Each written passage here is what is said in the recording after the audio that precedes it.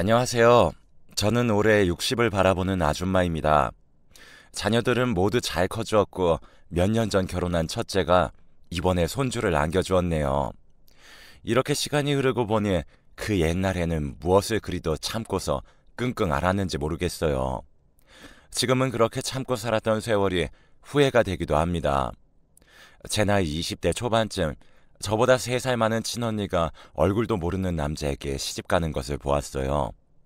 그래서 이제 저도 연애라는 건 생각도 하지 않았던 것 같아요. 그러면서 저도 아버지의 손에 이끌려 가게 된 곳이 저희 동네에서 오래된 식당이었어요. 바로 그 식당 사장님의 아들에게 시집을 가게 되었거든요. 저희 시댁은 그렇게 부자는 아니었지만 남편의 식당은 국내에서 하나밖에 없었던 곳이었어요. 또 식당을 운영하다 보니 집은 어느 정도 잘 사는 편이었고요. 그래서 이제 남편은 따로 하는 일은 없었습니다. 그저 식당에서 잡다한 일을 할 뿐이었죠. 그마저도 사실 거의 하지 않았지만요. 저는 시집을 가자마자 매일같이 식당에서 식모처럼 일을 했습니다. 뭣도 모를 나이에 시집을 가서 자녀도 아들 둘에 딸 하나를 낳아 길렀어요. 저의 인생은 참 힘들었고 저의 업이었던 식당 일은 정말 고되었습니다. 식당의 주 메뉴는 한식이었어요. 그러다 보니 장사를 시작하기 3시간 전부터 반찬과 각종 식재료들을 준비해야 했죠. 어릴 적부터 음식을 어느 정도 하는 저였는데도 식당 일하는 것이 여간 어려운 게 아니더라고요. 매일 새벽 4시 반에 일어나서 준비를 하고 7시 반부터 아침 손님을 받았습니다. 하지만 남편은 이걸 아는지 모르는지 매일을 동네의 이 여자 저 여자와 바람, 노름에 제가 어떻게 사는지조차 관심도 없었어요. 심지어 첫째 아이를 출산하고 둘째 아이를 임신한 와중에도 여자를 끼고 술에 취해 들어온 적이 몇 번이나 됐으니까요. 그때마다 울고 불고 화를 내어도 남편은 시큰둥했고 듣는 채 마는 채였죠. 그리고 또 어느 날은 제가 식당에서 일하고 있는 도중에 여자를 데리고 온 거였어요. 저는 기가 막혀 말도 못하고 보고 있으니 아는 동생이라며 뻔뻔하게 밥을 먹으러 오기도 했습니다. 이건 아니다 싶어서 저는 남편의 계속된 외도를 시어머니께 말씀드렸어요. 그랬더니 시어머니는 아가, 네가 참거라. 남자들은 저러다가 결국 원래 자리로 돌아온단다. 어머니, 한두 번이 아니에요. 제가 본 게 벌써 서너 번이에요. 그리고 식당에까지 데리고 왔더라고요. 결국에 저놈도 정신 차릴 거야. 아직 팔팔해서 그래. 남자들이 철이 늦게 들어서 그런 거야. 여자들은 그저 자식들만 보며 살면 돼. 라고 하더라고요. 내 편은 아무도 없었어요. 그저 제 편은 꼬물거리는 막내와 그나마 저와 대화가 통하는 첫째와 둘째뿐이었습니다. 저는 초기에는 결혼 생활은 이런 건가 하며 매일 밤마다 울었어요. 그러다 하루 종일 이리저리 치이면서 하루가 금세 지나가기도 하고 장사에도 정신을 팔고 나면 어느새 시간이 흘러 있더라고요. 아이들이 셋이나 되다 보니까 돌아서면 학교, 입학, 돌아서면 졸업이 반복되었죠. 하지만 남편의 바람기는 날이 갈수록 심해졌어요. 그래도 살아야 했기에 그저 아이들과 먹고 살 일만 걱정하며 엄마의 역할을 충실히 해왔습니다. 어느새 식당에 손님은 가득 찼고 옆집을 인수해서 확장도 할 수 있었어요. 그렇게 20년이라는 세월이 지났고 첫째 아이는 대학생이 되었죠. 그때부터 주위에 비슷한 식당들이 들어서기 시작했고 저희 식당의 매출은 점점 줄어들었습니다. 식당이 오래되어 좀 허름했어도 맛으로는 자신이 있었으나 손님들은 깨끗하고 새로 지은 곳으로만 몰리더라고요. 기존 단골들이나 한번 맛을 보고 가신 손님들은 놓치지 않았지만 새롭게 올라오는 식당들에게 치이는 건 한순간이더라고요. 그렇게 식당의 매출은 점점 떨어져 갔습니다. 다행히 첫째 아들은 어릴 적부터 엄마가 사는 모습을 봐서 그런지 장학금을 받고 대학에 가서 등록금은 해결되었어요. 하지만 엄마로서 너무 미안했었죠. 그래서 아들의 대학생활 시작에 필요한 돈을 생각해서 100만 원을 주려고 미리 빼놨어요. 그런데 그 돈이 없어진 거예요. 저는 너무 놀라서 도둑이 들었나 하고 찾아보니 남편이 가져간 거였죠. 정말 기가 찼고 내 인생의 한계를 만드는 인간이었습니다. 그 당시 한참 조용하다 싶었는데 알고 보니 두 집 살림을 하고 있더라고요. 그 돈은 그 상간녀에게 갖다 준 것이었죠. 안 그래도 장사가 안 되어 환장할 노릇이었는데 돈까지 훔쳐가서 그 짓을 하니 정말 헤어지고 싶었습니다. 첫째도 그 모습을 보고는 제가 속상해할까봐 싶어 괜찮다며 돈 들어갈 일 없다고 하더라고요. 어떻게 저런 인간한테서 이런 착한 아이가 나왔을까 하며 흐르는 눈물을 억지로 참았습니다. 저는 아무래도 안 되겠다 싶어 그 상간녀 집으로 찾아갔어요. 안녕하세요, 형님. 안녕 못하고요. 내가 왜 그쪽 형님이에요? 남편하고 바람을 피우든 말든 마음대로 하고 돈은 돌려주세요. 아들 학비예요. 네? 오빠가 제 생일 선물로 준 돈이고 선물로 다 써버렸어요. 죄송해서 어쩌죠? 형님 식당 있으시니까 그걸로 돈 버시면 되잖아요. 끼리끼리 만난다더니 생각 없는 소리를 해대더라고요. 저도 뭘 바라고 여기까지 온 건지 참 바보 같았죠. 정말 이가 갈리고 분노가 치밀어 올랐지만 똑같은 인간이 되기 싫어서 나와버렸습니다. 가슴에 한이 맺혔고 모든 것이 내 탓만 같았죠. 그리고는 더 이상 참을 수가 없어서 이 사실을 또 시부모님께 말해버렸습니다. 그런데 별말 없이 들으시고는 제게 30만 원을 주시면서 이번 한 번만 눈 감으라고 하고 남편에게 따끔하게 말하겠다고 하시는 거 있죠? 아, 정말 내 편이 없다는 걸 또 한 번 깨닫는 순간이었어요. 당신들 하나뿐인 자식에 결혼을 했는데도 불구하고 바람이 나서 두 집 살림을 한다는데 저렇게 나오신다는 게 이해가 되지 않았습니다. 그 길로 저는 친정에 갔어요. 부모님께 말씀드렸죠.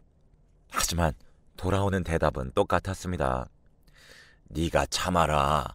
식당 장사도 잘 되고 아이들도 잘 크는데 어쩌겠어. 결국 조강지처한테 돌아오는 거야. 그렇다고 뭐 애비 없는 자식으로 키울 셈이야? 도대체 조강지처가 뭔데?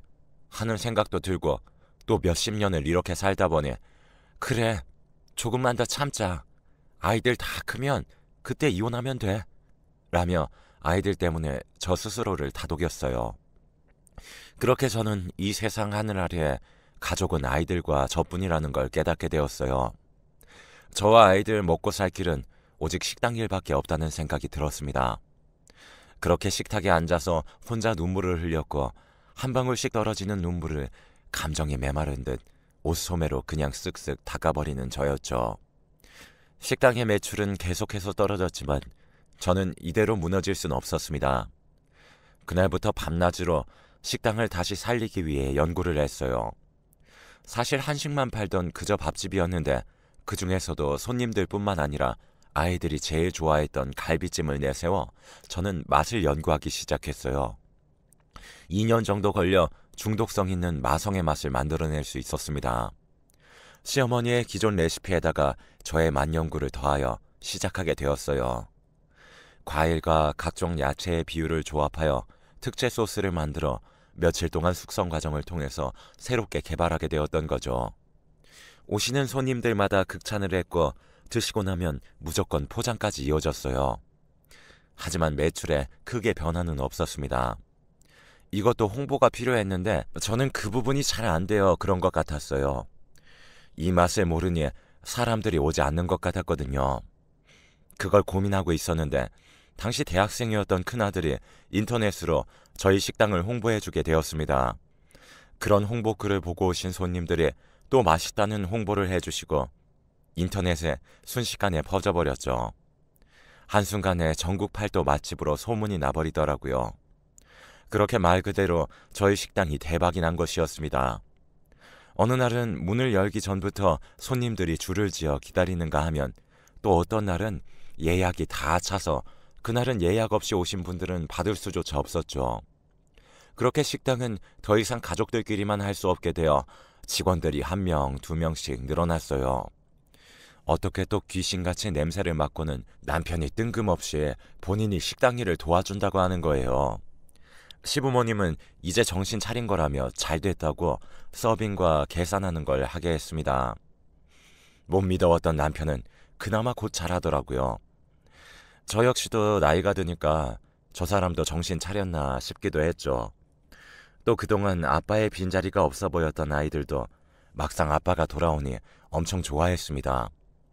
막내는 아빠 아빠 하면서 졸졸 따라다녔고, 첫째만 시큰둥했고, 둘째 딸도 표현은 안 하지만 좋아하는 눈치였어요.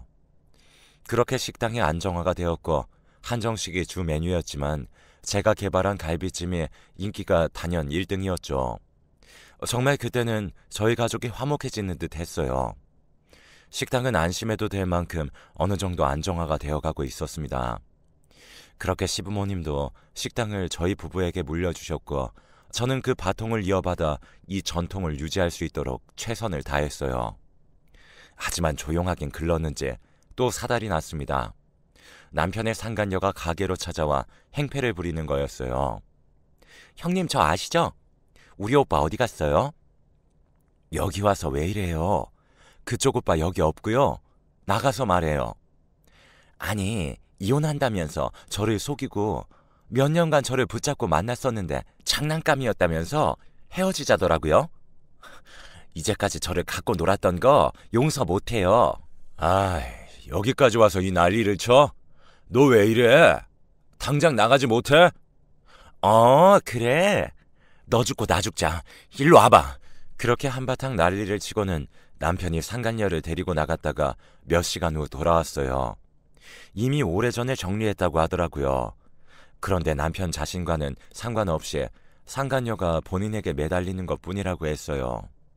자기는 이제 정신 차렸다고 아이들과 가정에 충실하며 살겠다고요. 다시는 이런 일 없을 거라며 미안하다고까지 하더군요.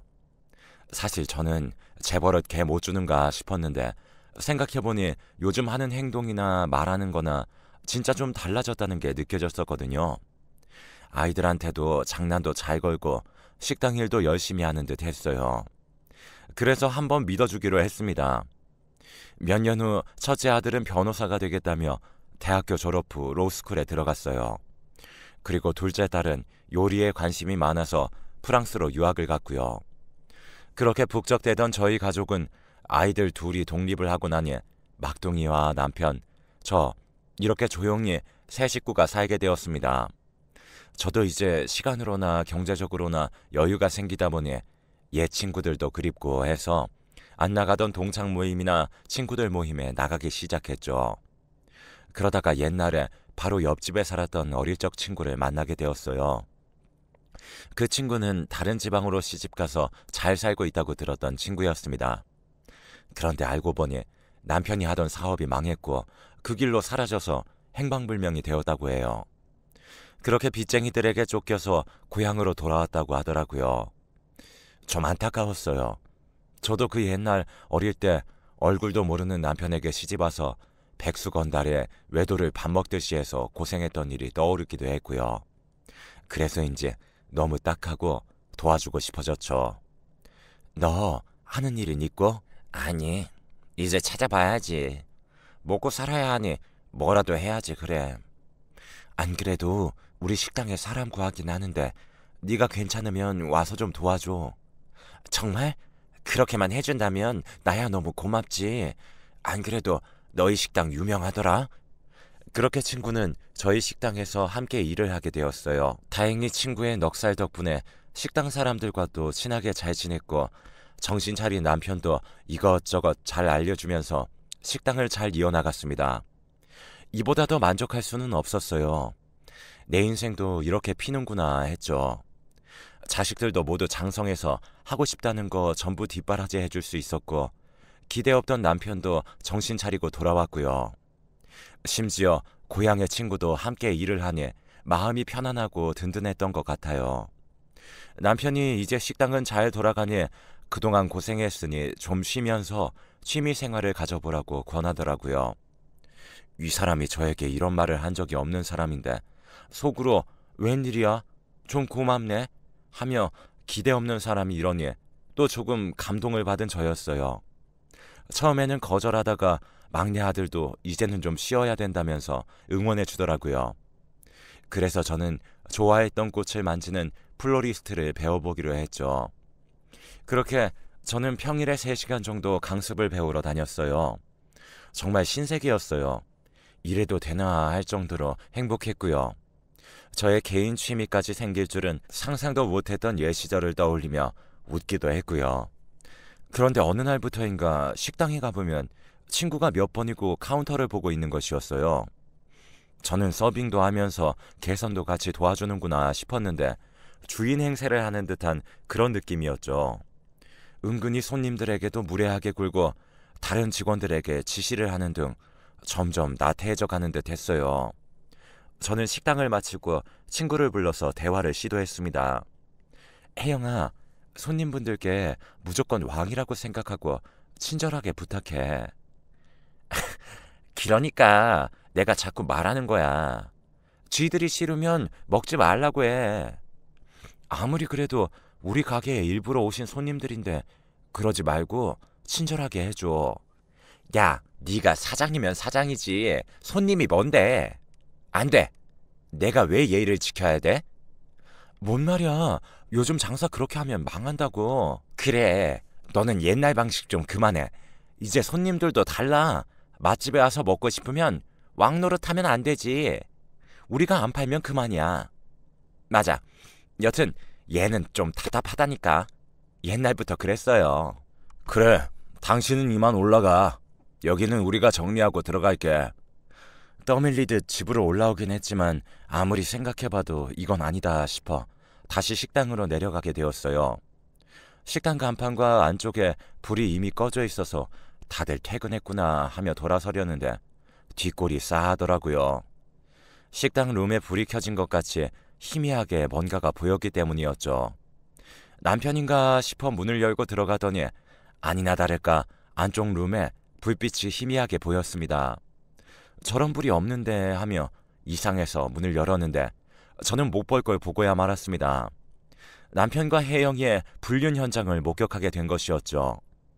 저는 소리를 질렀고 그 둘도 깜짝 놀라서 저를 바라보고 있었어요. 어떻게 내 식당에서 이런 짓거리를 할 수 있는지 억장이 무너졌습니다. 역시나 저 사람은 인간이 아니구나 싶었죠. 오래된 친구의 배신과 함께 남편의 고쳐지지 않는 버릇은 저를 또 죽였습니다. 야, 서혜영, 네가 어떻게 이런 짓을 할 수가 있어? 아, 미안하다 그래. 그런데 어차피 너희 부부 남이나 마찬가지 아니었어? 그렇게 억울한 일은 아닌 것 같은데. 너도 여자 문제는 다 알잖아. 안 그래? 당신은 내가 이런 거 한두 번도 아닌데 일단 진정하고 문 좀 닫아. 새삼스럽게 왜 이래? 이런 정신 나간 인간들을 봤나. 이제 뭐가 잘한 건지 뭐가 잘못한 건지도 구분이 안 돼? 이제 정말 지친다. 너희들 내가 가만두지 않을 거야. 두고 봐. 그러고는 확 나와버렸고 눈에서는 눈물이 계속해서 흘렀어요. 슬픈 건지 화가 난 건지 저는 또 뭘 기대했던 건지 내 인생이 이렇지 뭐 하며 자책도 했다가 후회도 했다가 하며 그날 밤 혼자 죽도록 울었습니다. 그런데 방으로 막내가 들어오더라고요. 모든 걸 다 봤다고 했어요. 막내 아들은 친구들과 헤어진 후 식당으로 혼자 들어가는 저의 모습을 보고는 깜짝 놀래켜주려고 조용히 따라갔다가 전부 다 보게 되었던 거죠. 가슴이 찢어졌습니다. 막내는 당시 남편의 인간 이하의 행동은 잘 모르고 있었거든요. 그런 추악한 모습까지 보여주게 되니 이제 더 이상 이 남자와의 인연을 이어갈 필요가 없다는 생각이 들었어요. 어차피 자식들 모두 성인이 되면 이혼하려고 했었는데 정리를 해야겠다 싶었습니다. 다음날 그 정신 나간 인간들은 아니나 다를까 또 상식 이하의 행동을 했지요. 그 지경을 다 들켰음에도 불구하고 똑같이 출근해서 저에게 인사를 하더라고요. 이것들이 사람을 얼마나 깔봤으면 이러나 싶었죠. 그 자리에서 저는 당장 나가라고 소리쳤고 이 와중에 남편은 또 그 친구를 감싸더라고요. 너희들 그런 행동을 하고도 뻔뻔하게 다시 왔어? 제정신이야? 아, 또 왜 이래? 제발 공과사 구분 좀 하자. 당신은 학원이나 가보지 그래? 여기는 왜 왔어? 나보고 나가라는 거야? 여긴 내 일터야. 네가 사장이면 이렇게 갑질해도 된다고 생각해? 나에게도 다른 일자리 구할 때까지 시간이라도 줘야 되는 거 아니야? 아, 더럽고 치사해서. 나도 더럽고 치사해서 나갈 거야. 난 뭐 여기 있고 싶어서 있는 줄 알아? 혜영아, 자기가 참어. 저 사람이 뭘 몰라서 그러는 거야. 당신 함부로 잘났다가 노동청에 신고라도 하면 어쩌려고 갑질을 해? 제발 공과사 구분 좀 하자. 어? 그래. 이것들이 경찰을 불러서 콩밥을 먹어봐야 정신을 차리나. 당장 나가지 못해? 김진수, 서혜영, 당장 내 눈앞에서 사라져. 저도 속이 텅 비어버리니 이성을 잃고 소리를 지르고 주위에 잡히는 것을 마구 던져버렸어요. 그러자 남편과 친구는 혀끝을 차며 나가버리더라고요. 정말 답답했고 이제는 더 이상 참지 못하겠다 싶었죠. 그 길로 저는 식당 문을 닫고 시댁으로 가서 시부모님께 이혼을 선언했습니다. 시부모님도 사태 파악을 잘 못하시고 저를 혼내시더라고요. 남자들 다 그렇다는 말을 하시면서요. 저는 그간 있었던 이야기를 쭉 말씀드렸고 식당에서 한 짓도 모두 털어놓았죠. 그제야 저에게 사과를 하시며 이혼을 막으시려고 하셨지만 저를 막을 수는 없었습니다. 그렇게 저는 아이들을 모두 불러 모았어요. 어느 정도 예상은 했는지 오히려 아이들은 잘했다며 저를 응원해 주더라고요. 그리고 첫째는 진작 했어야 하는 걸 우리들 때문에 참고 이제껏 고생한 거 미안하다며 눈시울을 붉혔습니다. 둘째 딸도 아빠 없는 게 더 낫다며 그간 마음고생했을 저를 안아줬어요. 막둥이도 어릴 적부터 모든 얘기를 첫째에게 다 듣고는 왜 같이 살았냐며 다시는 아빠를 보고 싶지 않다고 했죠. 아이들과 속내를 다 털어놓고 나니 마음이 한결 편해지면서 후련해짐을 느끼게 되었습니다. 그렇게 저는 전문 변호사를 찾아갔고 남편에게 이혼을 선언했어요. 법원에서는 가정의 재산 증식의 기여도가 적음을 인정해 주었지만 혼인 지속 기간이 있기에 한 푼도 주기 싫었지만 재산 분할을 할 수밖에 없었습니다. 남편은 식당을, 저는 살고 있는 집과 위자료를 받았죠. 그렇게 모든 것이 끝이 났습니다. 그 길고 길었던 30여 년 동안의 저의 결혼 생활은 끝이 났어요. 허무하기도 했고 후련하기도 했죠. 그래도 아이들은 엄마 인생 브라보를 외치며 저를 늘 지지해줬어요. 그동안 편안히 여행 한번 해보지도 못하고 이렇게 늙어버린 저를 걱정하는 아이들이 저에게 선물을 했어요. 우리 가족 넷이서 떠나는 여행이라며 비행기 티켓을 주더라고요. 저는 아이들과 처음으로 비행기를 타고 괌으로 여행을 갔습니다. 새벽부터 일어나서는 비행기도 타보고 그 안에서 조식이라는 것을 먹고 아이들과 이야기를 하고 꿈만 같았죠. 도착했을 때 괌의 공기는 냄새부터 다르더라고요. 근사한 호텔과 식사, 그리고 텔레비전에서만 보던 수영장. 아이들이 엄마 이것저것 다 하게 해준다면서 일정을 빡빡하게 짜놨습니다. 일정을 소화하는 내내 감동의 눈물이 흘렀지만 아이들이 속상해할까봐 꾹 눌러 참았어요. 그 덕에 저는 매일매일이 호강이었습니다. 마지막 날 아이들과 파티에 나가게 되었는데 세상 이런 곳이 있나 싶을 정도로 재밌었고 즐거웠습니다. 딸아이가 준비한 똑같이 맞춘 우아한 드레스를 입고 아들들은 멋진 턱시도에 와인도 마시고 춤도 추고 시간 가는 줄 모르고 실컷 놀았죠. 그렇게 여행은 아쉬움을 남기고 끝이 났고 일주일 동안 찍은 사진만 몇백 장이 되었어요. 심지어 집으로 돌아오는 동안에도 다 보지 못할 만큼 추억을 많이 만들고 왔죠. 왜 이제까지 이런 걸 못 누리고 살았는지 앞으로는 종종 놀러 오자며 아이들과 약속했습니다. 잊지 못할 괌에서의 추억은 제 고단했던 인생에 대해 보상받는 느낌이었죠. 그리고 저는 이제까지 해온 것이 식당 일이다 보니 다시 또 음식 장사를 하고 싶었는데 둘째가 프랑스 가정식 요리 식당을 함께 하자는 제안을 했어요. 그리고 저의 비밀 레시피인 갈비찜을 메인으로 내세우기도 했고요. 그렇게 준비를 천천히 해가고 있었는데 우연히 동네에서 동창과 만나게 되었어요. 정말 황당한 이야기를 듣게 되었죠. 아, 그래? 넌 잘 살고 있지? 이제 뭐 식당 안 해? 솜씨 아깝다, 얘. 안 그래도 둘째랑 식당 하나 하려고 준비 중이야. 너무 좋다. 왜 그렇게 붙잡고 살았나 싶어. 그래서 말인데 서혜영 있지? 걔 완전 거짓말쟁이더라. 소름 끼치더라, 얘. 무슨 일 있어? 얼마 전에 서혜영 전 남편을 아는 친구를 만났거든? 전 남편이 사업이 망한 게 아니고 그 기집애가 바람을 폈다는 거야. 그래서 전 남편이 이혼하고 쫓아내버렸다지 뭐야. 끼리끼리 만난다더니 너 이혼 잘했어. 그것들 어디 잘 사나 두고 보자. 정말이야? 그런 일이 있었어? 아이고, 걔도 어지간하네 정말. 그래, 그래도 위에 신은 있는지 네 전 남편 식당 완전 망하고 있더라. 어? 정말이야? 전혀 몰랐네. 식당의 주인장이 바뀌니까 당연히 맛도 바뀌지.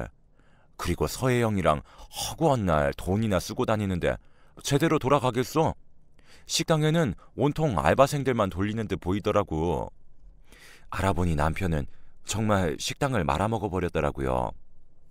그렇게 몇십 년을 전통으로 지켜왔던 식당이었는데 계속해서 잘 될 줄로만 알고 식당 일은 아예 신경을 끊었습니다. 제가 시집가서 하나부터 열까지 제 손이 하나하나 안 간 곳이 없어서 그 소식을 들으니 한편으로는 마음이 좀 아프더라고요.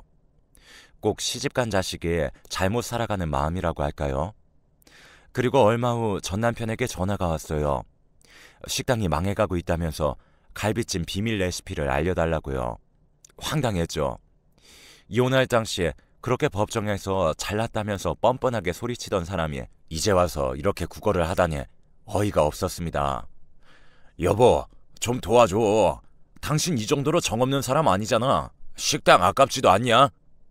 저 김진수 씨, 그렇게 좋아하는 말이 있잖아요. 공과 사 구분하는 거요. 구분 좀 하세요. 나 이제 김진수 씨 여보 아니고요.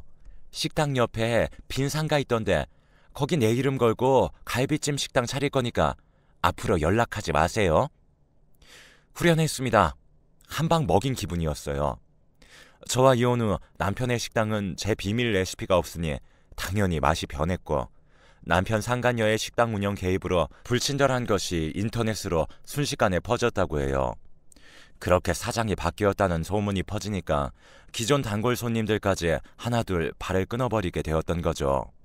심지어 남편은 이런 상황에서 바닥이 보일 때까지 눈치채지 못하고 또 다른 젊은 여자들을 만나고 돈을 펑펑 쓰고 돌아다녔다고 했어요. 그걸 또 상간녀 친구에게 들켜서 식당에서 머리를 쥐어뜯고 싸우는 등 아주 난리가 났다고 하네요. 이런 악의 구렁텅이에서 아직까지 제가 있었다면 어땠을까 생각만 해도 끔찍합니다. 진정 이제는 남의 일이라 생각하니 헛웃음이 나기도 하네요. 왜 나이 먹고 저렇게 살까 안타깝기도 하고요. 그렇게 저는 제 머릿속에만 있던 황금 레시피로 준비했던 식당을 차리게 되었어요. 둘째 딸의 감각으로 식당의 인테리어를 하고 저의 레시피로 요리를 했고요.